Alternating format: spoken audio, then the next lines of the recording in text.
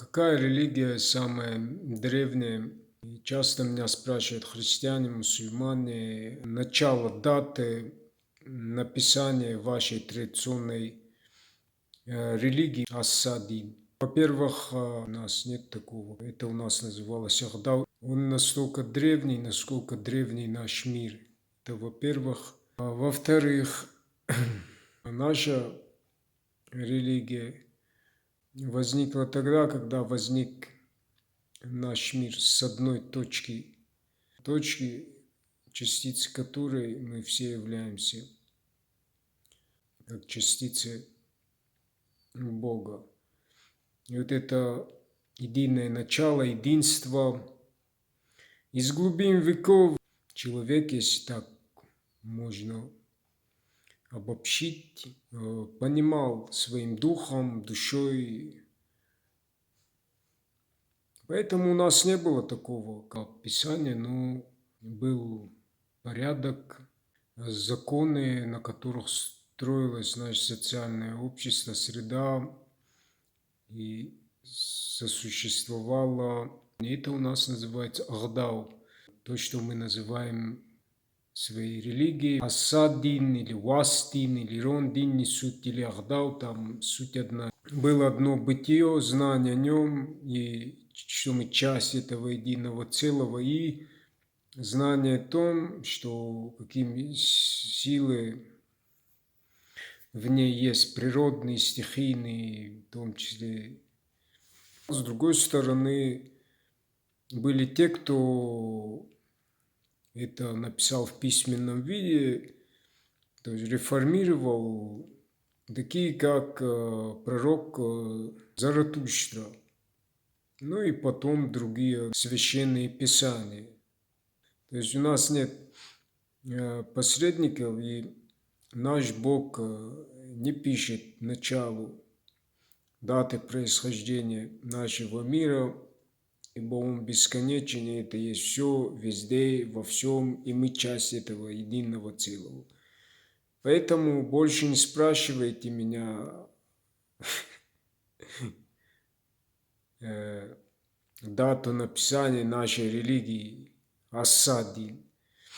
Поэтому то, что к нам пришло в виде религии, частично, не полностью, конечно, это было наше же, но переделанное, нам же заново преподнесенное, то есть под другим соусом. Поэтому, в общем, нам придумали, получается, от нас взяли это понимание единого в естественной форме, в виде, переделали, и нам же это преподнесли, своего одного Бога, вера в одного Бога. Но у нас всегда все истины, священные символы, которые в религии, они у нас всегда бытовали в обществе, где была всегда дисциплина, порядок, нравственность, этикет, менталитет, гармония. Это у нас и называется Ахдау, то есть образ жизни. Поэтому пусть никто не пытается делать под свои искажения какие-то религии. У нас просто в естественной форме, виде было, и все. Поэтому у нас никогда ни посредников не было между Богом, как и у Иисуса между ними, Богом, не было посредников, да, и религии у него не было. Не было Писания, вот и все.